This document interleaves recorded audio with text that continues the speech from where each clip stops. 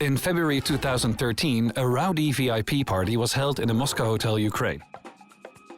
Sergei Mikhailov, also known as Mikas, the leader of the Solntsevo organized crime group, celebrated his 55th anniversary. One of the party guests, Dietmar Klodo, speaking exclusively for the Insider. A whole floor was reserved for the 50 or so invitees. As far as I know, the floor was permanently kept on hold for Seva Mogilevich. Some invitees came with their wives, others were accompanied by starlets and models. Guests were entertained by singer Emin Agalarov, the son of Aras Agalarov, Mika's old drinking buddy.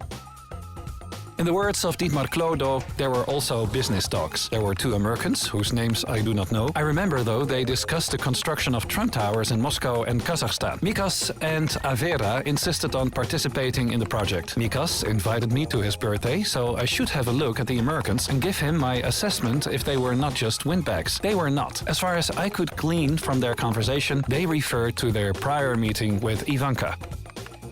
It was not by coincidence that Mikas celebrated the birthday on the floor that was usually reserved for Mogilevich. Back in 1996, the FBI put Mogilevich on the top of the most wanted list for laundering Solntsevo OCG's funds. And, as we now know, these funds got laundered with some help from Donald Trump. In 1984, a Russian emigre, David Bogatin, for $6 million bought 5 luxury condominiums in the Trump Tower in New York, becoming neighbors with Sofia Loren and Steven Spielberg. This occasion warranted Trump's personal attendance at the contract signing ceremony. The origin of the sizable funds for the purchase was unclear. A mere 3 years later, Bogatin was found guilty of money laundering and tax evasion, and the apartments were seized in order to pay off the court-appointed fine. Bogatin's activities were also the subject of Senate hearings in 1996, where senators were informed of his work for the organization of the criminal mastermind Semyon Mogilevich. The connection between David Bogatin and Mogilevich can be verified in open sources. For instance, in an interview to the BBC in 1999. Semyon Mogilevich himself admitted that he had established the US company YBM Magnix, but quickly thereafter transferred it to other shareholders. In the official register of Pennsylvania, one can see the superseding director, Yakov Bogatin, brother of David Bogatin. The other link from Mogilevich to Trump is Felix Sater. His father was Michael Sherevovsky, the head of the New York criminal group of racketeers and extortioners operating with the Mogilevich syndicate. Sater himself apparently was actively involved in his father's business. In 1999, Felix Sater moved one floor higher in Trump Tower and began to work directly on Trump. In the following 10 years, he would serve as Trump's personal advisor. The Solntsevo gang members felt quite literally at home at the Trump Tower. The famous thief-in-law, Japonchik, who was killed in 2009 in Moscow, in the 90s was engaged in active criminal activity in New York. The FBI had been hunting him for a long time until it located him at the Trump Tower, where, as it turned out, he owned apartments. A 2016 report from the Spanish Civil Guard on the Solntsevo OCG, a copy of which is in possession of the Insider, citing the FBI and other sources, reads that Ivankov maintained frequent, almost weekly telephone contact with Mikas, and both discussed joint projects and events in the criminal underworld.